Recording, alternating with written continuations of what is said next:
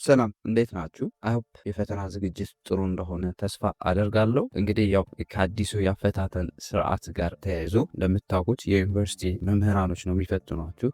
እኔም ከዚህ በፊት አንድ ሁለቴ ፈትኛለሁ። ከዚህ በፊት ካለኝ የፈታኝነት ልምድ በመነሳት በዛሬው ቪዲዮ የትኛውንም የኢንትራንስ ኤግዛም ፈተና ስትፈተኑ ተማሪዎች ፈተና ላይ ማድረግ ያለባቸው ለውጤታማነታቸው ወሳኝ የሆኑ 3 ነገሮች ሼር አደርጋችኋለሁ። እነዚህ ነገሮች እንግዲህ እኔም ተማሪ እያለሁ ስጠቀምባቸው የነበሩ የ12ኛ ክፍልንም ስፈትን ቢያደርጓቸው ብዬ የምመኛቸው ናቸው። እነዚህን ነገሮች ተማሪዎች ቢያደርጓቸው ውጤታማ ይሆናሉ ብዬ የማስባቸው ወሳኝ ነገሮች ናቸው። እነዚህን ለማግኘት እስከ መጨረሻው ድረስ አብራችሁን ቆዩ። ከመጀመራችን በፊት ግን ለማታውቁኝ ፈንታሁን ጻ ይባላለሁ። በቋሚ ስራ የዩኒቨርሲቲ አስተማሪ ነኝ። በትርፍ ሰዓቴ ደግሞ ኮንተንቶች ክሬት አደርጋለሁ።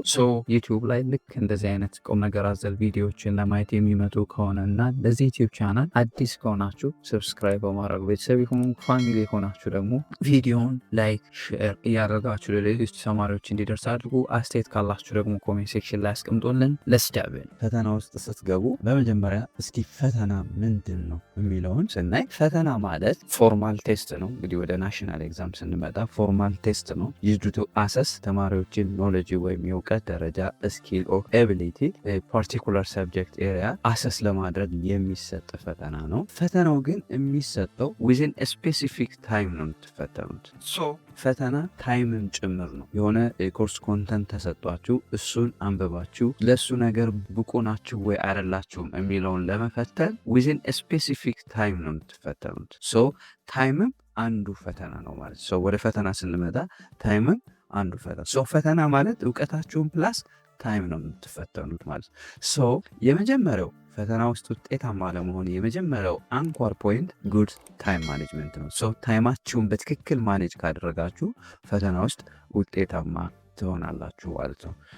ታይማችሁን በትክክል ማኔጅ ማድረግ አለባችሁ። ፎር ኤግዛምፕል አንድ ፈተና 120 ጥያቄ ቢኖረው ለዛ ፈተና ታይም አሎድ የተደረገው ወይም የተሰጠው ታይም 2 ሰዓት ቢሆን 2 ሰዓትን ለ120 ጥያቄ ስታካፍሉት የምታገኙት ለአንድ ጥያቄ 1 ሚኒት ነው። ግን ሁሉም ጥያቄ 1 ሚኒት ይፈጃል ማለት አይደለም። ምክንያቱም ፈተና ማለት የቀላል ፕላስ የከባድ ጥያቄዎችም ድምር ነው። ሁሉም ከባድ አይደለም፣ ሁሉም ቀላል አይደለም።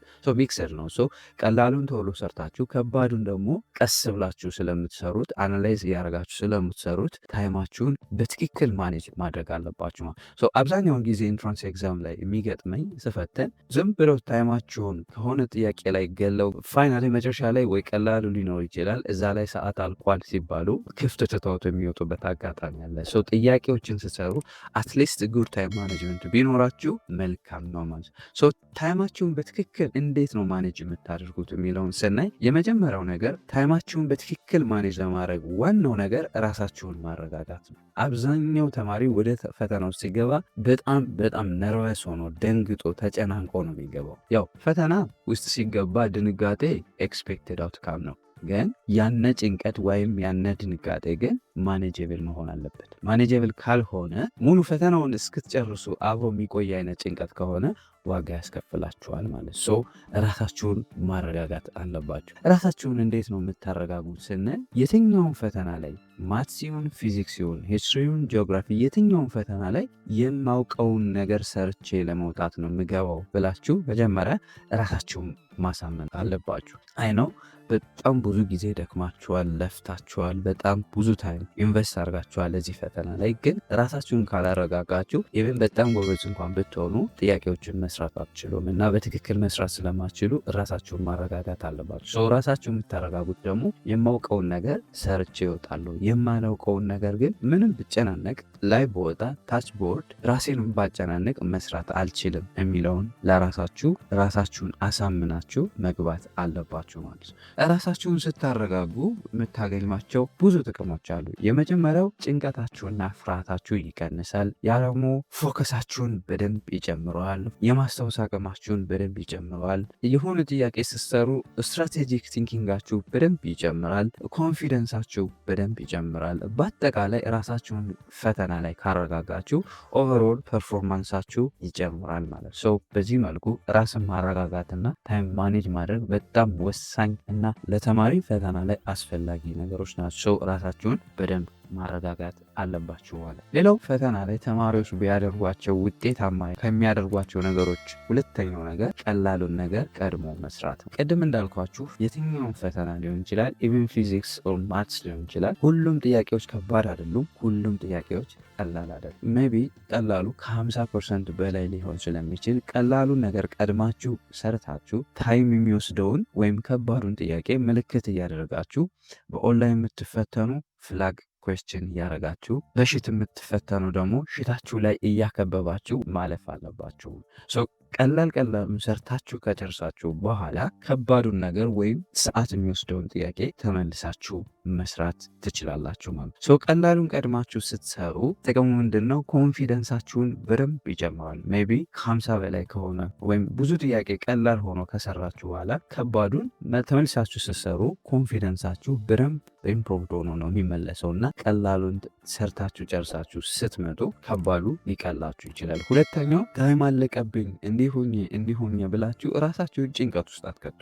ቢከዝ የምታውቁትን ሰርታችኋል ኦልሬዲ። ቀላሉን ቀድማችሁ ካልሰራችሁ ግን ከባዱ ላይ ታይማችሁን ኢንቨስት አድርጋችሁ ቀላሉን ነገር ሳትሰሩ ከምትሰጡ ወይም ሰዓት ቢያልቅባችሁ ራሳችሁን ችግር ውስጥ ነው የምትከቱት ማለት።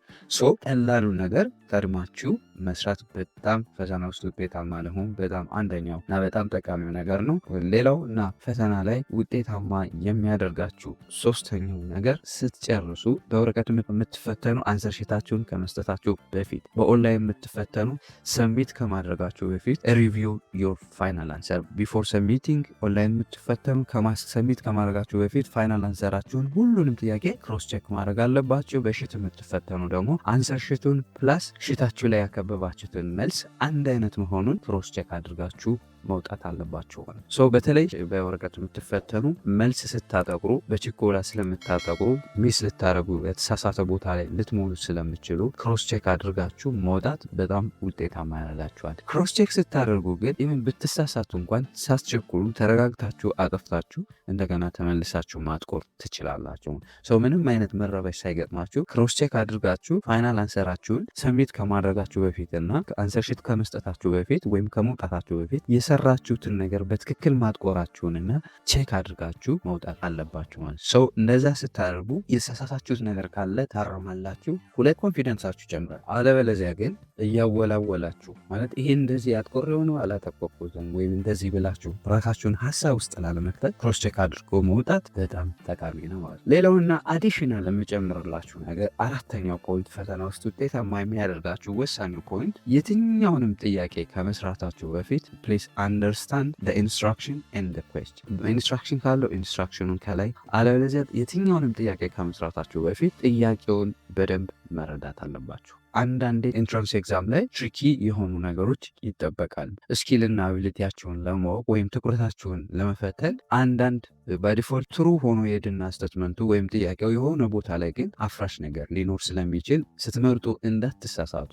ምርጫውን ከመምረጣችሁ በፊት ጥያቄውንና ኢንስትራክሽኑን በደንብ አንደርስታንድ ማድረግ በጣም ወሳኝ ነገር ነው። ኤቢሲዲ ብሎ መምረጥ ኢስ ኤ ማተር ኦፍ ክሊኪንግ ወይም ማክበብ ነው። እሱ አይደለም ፈተናው። ዋናው ጥያቄውን በትክክል አንደርስታንድ አድርጎ የሚመልሱትን ነገር ሪዝኔብል ሆኖ መመለስ ስለሆነ እሱ ላይ በደንብ ትኩረት እንድታደርጉ እመክራችኋለሁ ካለኝ ልምድ በመነሳት። ሌላውና የመጨረሻው አምስተኛው ብዬ አዲሽናል ፈተና ውስጥ ሰውን የትኛውንም ተማሪ ውጤታማ ያደርጋሉ ብዬ የማስባቸው ነገሮች አንዱና የመጨረሻው ነገር ከባድ ጥያቄ ሲገጥማችሁ ካንስሊንግ ሜትድ መጠቀምን። እሱ እንዴት ነው ስንል ፎር ኤግዛምፕል የሆነ ጥያቄ ከባድ ጥያቄ ሊገጥማችሁ ይችላል ወይም ግር ሊላችሁ ይችላል እና ሲምፕሊ ገስ ከማድረግ ካንስሊንግ ሜትድ ብትጠቀሙ በጣም አዋጭ ነው። ካንስሊንግ እንዴት ነው? ጥያቄውን ታነቡታላችሁ። 4 ምርጫዎች አሉ። ዝም ብሎ ኤ ወይም ቢ ወይም ሲ ወይም ዲ ብሎ ከመገመት በላይ ካንስል እያደረጋችሁ ምርጫው ላይ ኤቢሲዲ ስታዩት ከተጠየቀው ጥያቄ ጋር ሪሌት ያልሆነውን ነገር ምርጫ እየጠፋችሁ እያንዳንዱ አራቱ ምርጫ 25% ስላላቸው ሪሌት ያልሆነውን እያጠፋችሁ በመጣችሁ ቁጥር ፐርፌክት የሆነውን አንሰር የማግኘት ኦፖርቹኒቲያችሁ በደንብ ሊሰፋ ስለሚችል ሲምፕሊ ገስ ከማድረጋችሁ በላይ ካንስሊንግ ሜቶድን ብትጠቀሙ ሪከመንድ አደርጋችኋለሁ። ኦንላይን የምትፈተኑ ጥያቄዎች ሲከብዷችሁ ፍላግ አድርጋችሁ ማለፋችሁን እንዳትረሱ። እንግዲህ በአጠቃላይ ፈተና ውስጥ አይዘር ኦንላይን ፈተናም ሊሆን ይችላል ወይም በወረቀት የምትፈተኑ የ12ኛ ክፍሎች እነዚህን ቴክኒኮች በትክክል ፈተና ውስጥ አፕላይ ካደረጋችሁ ውጤታማ የማትሆኑበት ምንም መንገድ የለም። ኦንላይን የምትፈተኑ ስለ ኦንላይን ኤግዛም ፕላትፎርማችሁ ቲዩቶሪያል የሰራሁት አለ። እሱን ቪዲዮ ዲስክሪፕሽን ላይ ያስቀምጣላችኋለሁ። እሱን ገብታችሁ ኢንዲቴል ማየት ትችላላችሁ። አይሆፕ በደንብ ጠቃሚ እንደሆነ ተስፋ አደርጋለሁ። ጠቃሚ ሆኖ ካገኛችሁት እና ለዚህ ዩቲዩብ ቻናል አዲስ ከሆናችሁ ሰብስክራይብ በማድረግ ቤተሰብ የሆኑ ፋሚሊ የሆናችሁ ደግሞ ቪዲዮ ለሌሎች ተማሪዎች እንዲደርስ ላይክ፣ ሼር፣ አስተያየት ካላችሁ ደግሞ ኮሜንት ሴክሽን ላይ አስቀምጡልን። በሌላ ጠቃሚ ቪዲዮ እስክንገናኝ ለሀገራችን ሰላም፣ ፍቅር፣ አንድነት ይስጠን። ፔስ